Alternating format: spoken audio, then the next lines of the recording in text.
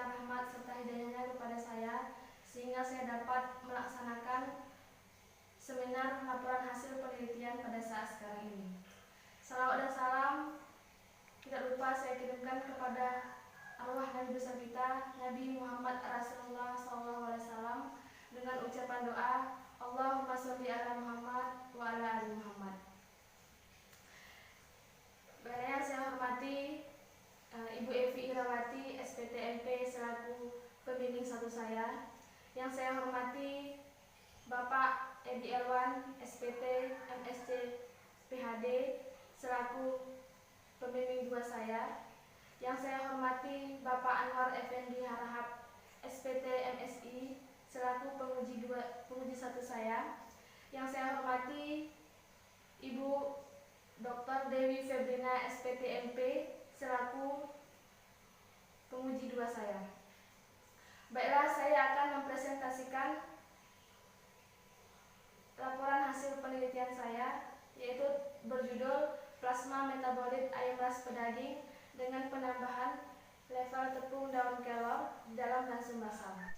Latar belakang penelitian ini yaitu salah satu sumber protein yang dapat memenuhi kebutuhan masyarakat akan bahan pangan yang tinggi kandungan protein dapat bersumber dari ayam ras pedaging.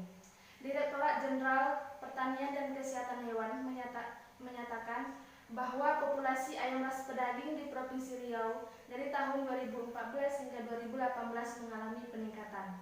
Ayam ras pedaging merupakan hasil budidaya teknologi yang memiliki karakteristik ekonomis dengan ciri pertumbuhan cepat, konversi langsung baik, dan dapat dipotong pada usia relatif muda. Meskipun memiliki banyak keunggulan, tetapi ayam ras pedaging juga memiliki kekurangan, salah satunya itu kandungan kolesterol yang cukup tinggi. Salah satu upaya yang dapat dilakukan untuk menurunkan kadar kolesterol pada daging ayam dapat dilakukan dengan cara memodifikasi langsung yang diberikan. Daun kelor merupakan salah satu tanaman herbal yang dapat digunakan untuk menurunkan perlemakan dan kolesterol daging ayam. Daun kelor mengandung 25,68% protein kasar, 2,25% lemak kasar, 10,05% serat kasar, dan 3162,97 energi metabolisme kilokalori per kilogram berdasarkan Laboratorium Analisis Hasil Pertanian Universitas Riau 2020.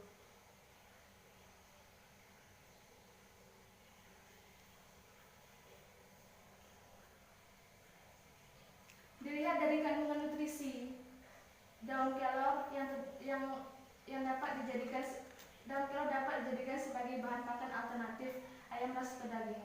Daun kelor juga mengandung zat anti nutrisi atau senyawa fitokimia, diantaranya flavonoid, saponin, dan tanin serta zat lain yang mana zat ini diharapkan mampu menurunkan kadar kolesterol darah ayam ras pedaging.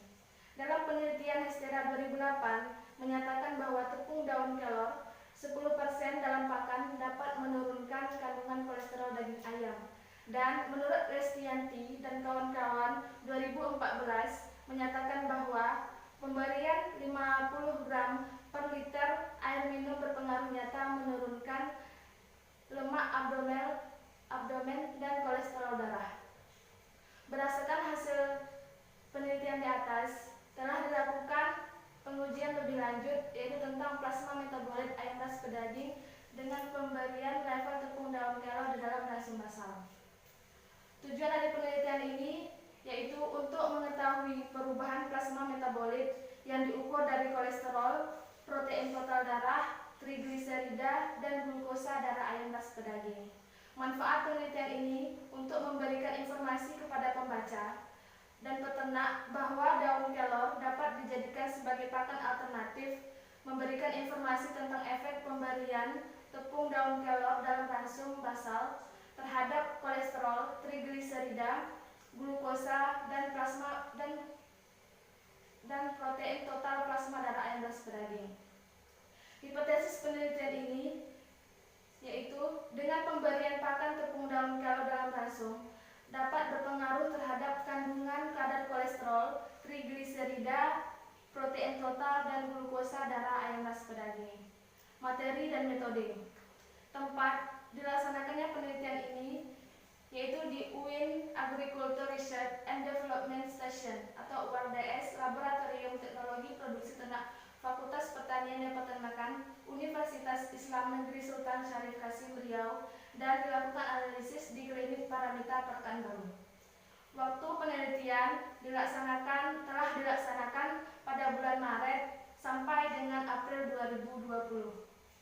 Alat dan bahan yang digunakan: kandang, termometer, lampu pemanas, timbangan, semprotan desinfektan, liter, kipas angin, tempat pakan dan tempat minum, peralatan sanitasi, plastik, kertas koran, nampan, kain lap, alat tulis dan kamera, pisau, tali, sentrifug, mikrolab 300.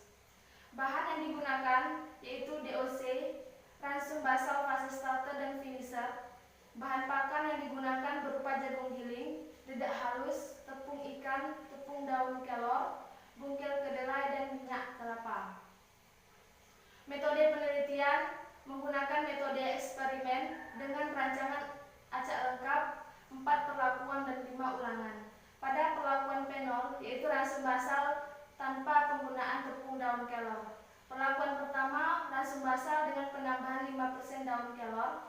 Perlakuan kedua, ransum basal dengan penambahan 10% tepung daun kelor. Perlakuan ketiga, ransum basal dengan penambahan 15% tepung daun kelor.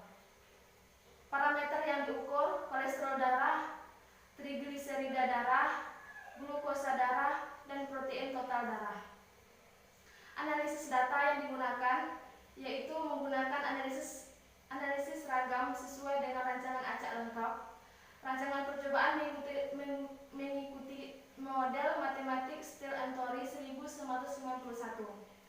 Hasil penelitian yang diperoleh diolah dengan hitungan manual dan juga data mentah atau raw data. Dilakukan uji Thomson untuk menghilangkan data outlier dengan menggunakan tingkat pengujian P besar 0,05.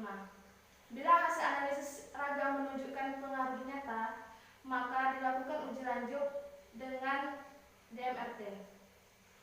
Hasil dan pembahasan.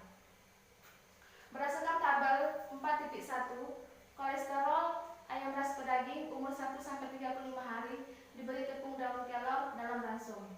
Hasil analisis sidik ragam menunjukkan pemberian tepung daun kelor 15% dalam ransum basal memberikan pengaruh berbeda tidak nyata terhadap kolesterol plasma darah ayam ras pedaging dengan nilai berkisar 99,25 sampai 117,60 mg per desiliter. Hasil ini berbeda dengan LKSES 2020 menyatakan bahwa pemberian ransum dengan tepung daun kelor signifikan menurunkan kolesterol darah ikan. Perbedaan kadar kolesterol tersebut diduga oleh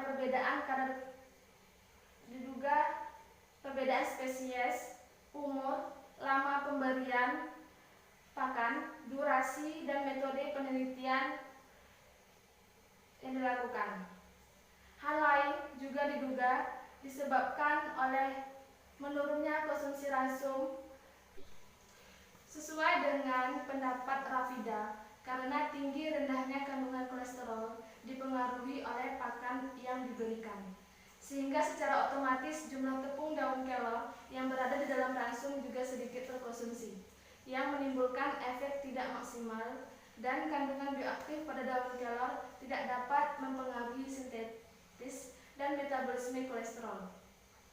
Tetapi dari hasil yang diperoleh, kadar kolesterol plasma darah penelitian ini masih dalam kisaran normal, sesuai dengan pendapat Basmasioglu dan Egol 2005 menyatakan bahwa nilai normal kolesterol darah ayam ras pedaging berkisar antara 52 sampai 148 mg per desiliter. Tabel 4.2 tentang rataan trigliserida plasma darah ayam ras pedaging. Hasil analisis sidik ragam menunjukkan bahwa pemberian tepung daun kelor dalam ransum hingga 15% menunjukkan berpengaruh nyata menurunkan kadar trigliserida di dalam plasma darah dengan nilai berkisar 56,20 hingga 97 mg per desiliter. Hasil uji lanjut DMRT menunjukkan rataan trigliserida darah ayam ras pedaging pada perlakuan penol berbeda nyata dengan P1, P2, dan P3. Akan tetapi P1 tidak berbeda nyata dengan P2 dan P3. Hal ini diduga kandungan daun kelor yang terdapat dalam ransum basal pada perlakuan 1, perlakuan 2, dan perlakuan 3 hampir sama jika dibandingkan dengan penol tanpa pemberian tepung daun kelor. Hal lain juga disebabkan oleh kandungan bioaktif yang terdapat dalam daun kelor seperti flavonoid, saponin, dan tanin, serta vitamin lainnya yang berperan dalam penurunan kadar trigliserida darah ayam ras pedaging. Dan di Marta 2003 menyatakan saponin berkhasiat meningkatkan produksi dan sekresi empedu, melancarkan metabolisme lemak sehingga mampu menurunkan trigliserida darah ayam ras pedaging. Pada tabel 4.3 menjelaskan tentang glukosa plasma darah ayam ras pedaging. Hasil analisis sidik ragam menunjukkan pemberian tepung daun kelor di dalam ransum basal berbeda sangat nyata dengan rata-rata 248,20 sampai 213,50 mg per desiliter. Hasil uji lanjut DMRT menunjukkan glukosa darah ayam ras pedaging pada perlakuan penol berbeda sangat nyata dengan perlakuan P1, P2, dan P3.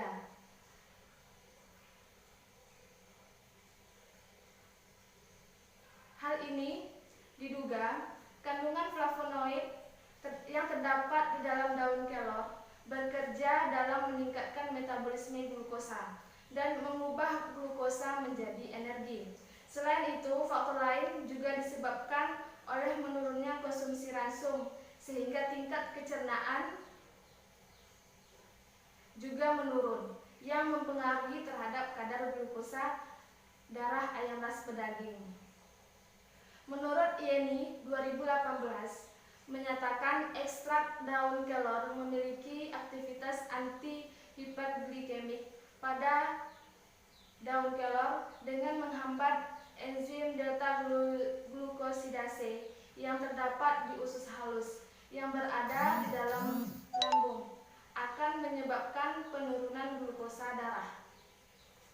Pada tabel 4.4 tentang protein total darah, hasil analisis menunjukkan bahwa pemberian tepung daun kelor dalam ransum basal tidak berbeda nyata terhadap total protein plasma darah dengan nilai 2,72 hingga 2,60 gram per desiliter. Hal ini diduga disebabkan oleh kandungan bioaktif atau zat anti nutrisi yang terdapat di dalam kandungan daun kelor belum mampu mempengaruhi metabolisme protein darah ayam ras pedaging, serta kandungan nutrisi yang terdapat dalam setiap ransum antar perlakuan hampir sama. Tillman dan kawan-kawan 1991 menyatakan jika energi dan protein dalam setiap perlakuan sama, maka pakan yang dikonsumsi tidak jauh berbeda di setiap perlakuan. Faktor lain juga didukung disebabkan oleh kandungan senyawa tanin yang lebih dari 5% dapat mempengaruhi kadar protein tubuh, di mana ikatan tanin dan protein memiliki kemampuan membentuk senyawa kompleks sehingga protein tidak dapat dihidrolisis oleh protease dan sangat sulit untuk diabsorpsi. Hasil rataan penelitian ini masih dalam kisaran normal jika dibandingkan dengan Sugiharto 2017 yang menyatakan bahwa kisaran protein total normal yaitu 2,14 sampai 3,12 gram per desiliter. Selanjutnya yaitu kesimpulan.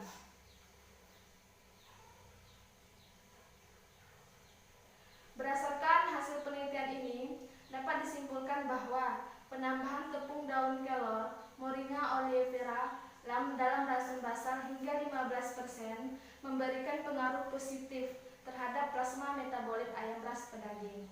Untuk saran, berdasarkan hasil penelitian ini, peneliti menyarankan untuk melakukan pengolahan tepung daun kelor secara fisik, kimia maupun biologis sebelum dicampur ke dalam rason basal sehingga menunjukkan hasil yang lebih maksimal. Sekian yang dapat saya sampaikan. Saya ucapkan terima kasih. Assalamualaikum warahmatullahi wabarakatuh.